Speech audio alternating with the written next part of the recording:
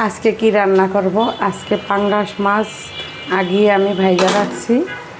আর এই যে আলুটা লম্বা লম্বা করে কেটে নিয়েছি। পাঙ্গাস মাছ দিয়ে আলু দিয়ে ভুনা করব।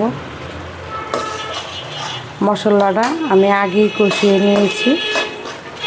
আসসালামু আলাইকুম, আপনারা কেমন আছেন? আশা করি ভালো আছেন। আপনাদের দোয়ায় আমি আলহামদুলিল্লাহ ভালো আছি। মশলা কষানো শেষ, এখন আমি আলুটা দিয়ে ভালো করে কষিয়ে নিব।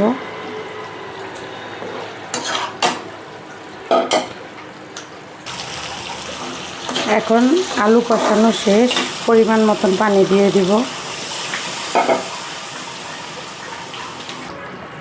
এখন বলক আসছে, এক এক করে মাছগুলো আমি সব দিয়ে দিব।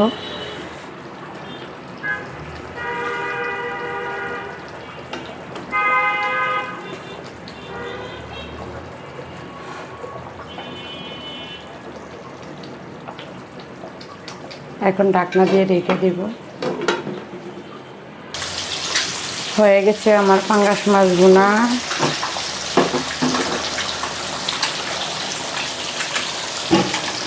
এই যে